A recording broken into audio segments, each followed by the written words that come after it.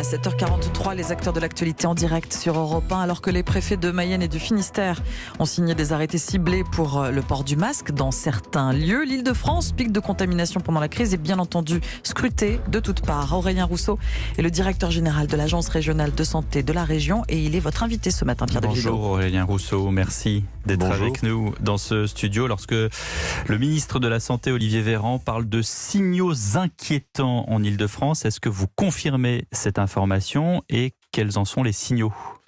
Aujourd'hui, en Île-de-France, on a une situation qui est très basse en termes de contamination, en termes de présence dans les hôpitaux, mais depuis quelques jours, les courbes repartent à la hausse. Donc c'est ça qui est inquiétant. On a à nouveau plus d'appels au SAMU, on a à nouveau plus de transports sanitaires pour suspicion de Covid, et on a surtout beaucoup plus de cas contacts. Quand on a une personne contaminée, on s'aperçoit qu'elle n'a pas vu, comme pendant un mois après le déconfinement, 2 ou 3 personnes, elle en a vu 5 ou 6. Et ça rend les enquêtes épidémiologiques plus lourdes. C'est ça, ces signaux, mais on est encore à une étape où on peut réagir. On peut réagir parce qu'on sait ce qu'il faut faire. Il faut respecter les gestes barrières. Il faut porter le masque. Et dans quelques jours, vous l'avez évoqué tout à l'heure, ce sera généralisé dans les lieux fermés. Et puis, on a aussi des outils qu'on n'avait pas il y a quelques mois. D'abord, on connaît mieux le virus. C'est bête à dire, mais il y a 6 mois, ce virus, on n'en connaissait rien. Il y a encore beaucoup d'inconnus, mais il y a des choses qu'on connaît mieux. Donc, on peut réagir en ayant une sorte de gradation de notre réaction. Quand on a des suspicions, on se projette sur place, on teste massivement, on prescrit le port du masque. À Saint-Ouen, c'est ce que le préfet, sur ma proposition, a fait. Et on rappelle aussi à la population, et je pense que les Français, et les Franciliens en particulier, savent, comprennent et peuvent réagir. C'est encore entre nos mains. On parle de l'Île-de-France, Aurélien Rousseau. Vous parliez de Saint-Ouen. Est-ce que vous avez justement identifié des clusters et si possible, est-ce que vous pourriez nous dire où ? Juste en Île-de-France, il y a aujourd'hui 29 clusters que nous suivons. Un cluster, ça veut dire qu'on a 3 cas qui ont été contaminés dans la semaine précédente. 29 clusters qui sont sous contrôle, c'est-à-dire qu'on est en train de remonter les chaînes de contamination. À Saint-Ouen, c'est intéressant. On a eu une alerte le 6 juillet, une professeure des écoles positive.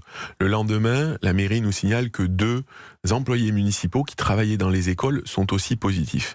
Immédiatement, nous avons prescrit des tests pour l'intégralité des enfants de cette école. On les a fait à J+7 après la fin des cours, le 10 juillet, et on s'est aperçu en effet qu'il y avait beaucoup d'enfants contaminés. À partir de là, on a fait une réunion publique pour expliquer et on a pris des décisions. Un barnum de prélèvement qui allait sur place. On a fait mardi 405 tests. Par chance, un seul cas positif. On y retourne quand même aujourd'hui parce qu'on veut vérifier qu'il n'y a pas d'angle mort. Et je vous le disais, prescription de port du masque. Et dans la soirée de lundi, on a livré 70 000 masques à la mairie pour les distribuer à la population. C'est-à-dire que c'est comme en Mayenne. Maintenant, à chaque fois qu'on identifie un cluster, on va tester massivement. Absolument. L'idée, c'est que dès qu'il y a un cluster, on sait que si on réagit très vite, on peut éteindre l'incendie. C'est ça, on se projette très vite, mais c'est pas que nous. Encore une fois, c'est les habitants, c'est les gens qui doivent récupérer ces réflexes qu'on avait tous pendant la période de confinement notamment. Ces clusters en Île-de-France, ils sont totalement éparpillés dans la région ou est-ce qu'il y a une région en particulier de l'Île-de-France qui est plus touchée qu'une autre ? Non, aujourd'hui ils sont éparpillés, mais ils sont éparpillés, on sait dans quoi ils sont. Ils sont souvent, je le disais, dans des lieux, des centres d'hébergement, des foyers de travailleurs. Ils sont aussi dans tout ça, c'est des lieux clos. Voilà. Ce sont des lieux clos. Et après, effectivement, dans la région, on a des différences de taux de positivité des tests. C'est-à-dire qu'on a des départements dans lesquels il y a encore un peu plus de positifs quand on fait les tests. Lesquels ? Que dans d'autres. On a toujours le Val d'Oise, la Seine-Saint-Denis et Paris. Mais depuis le début, on est dans une épidémie qui a touché plus ces départements. Et depuis le début, il y a un effet de longue traîne, si je puis m'exprimer ainsi, qui fait que le virus est toujours un peu plus circulant dans ces départements. Est-ce qu'il faut restreindre les déplacements des Franciliens pour que justement ils n'aillent pas propager le virus sur le littoral ou sur les lieux de vacances ? Le principe, c'est que chacun doit faire attention. Quand je dis tout à l'heure qu'on a de plus en plus de sujets contacts, ça veut dire que les gens ont vu en face à face, sans masque, plus de monde qu'ils ne voyaient il y a quelques semaines. C'est ça auquel on doit faire chacun de nous attention. Et ensuite, effectivement, on a dit aux Franciliens, et c'est la question des tests, que pour partir en vacances, quand on a un doute, mais on va se faire tester pour même vérifier. Même sans doute, on peut. Même s'il y a un engorgement, on l'a vu dans le journal, des laboratoires. Absolument, il y a une très forte pression, personne ne le nie. On a en Ile-de-France 500 points de prélèvement, mais on doit, et le ministre réunira tout à l'heure les patrons de laboratoires, parce que chacun doit prendre sa part dans cet enjeu de santé publique. Donc si je vous suis votre raisonnement, vous ne recommandez pas de ne pas partir d'Île-de-France, mais vous recommandez en tout cas de se faire tester avant de partir en vacances. Oui, on va pas, aujourd'hui, on n'est pas dans une politique dans laquelle chacun devrait rester chez soi. C'est encore une fois, peut-être qu'on sera amené à faire ça si on a des clusters, ce qu'on appelle des clusters critiques, des clusters qu'on n'arrive pas à maîtriser. On n'a pas de seuil mathématique. Un cluster critique, c'est à partir du moment où on a 10, 50, 100 contaminations à la fois et qu'on n'arrive pas à suivre parce que chaque personne a vu trop de monde.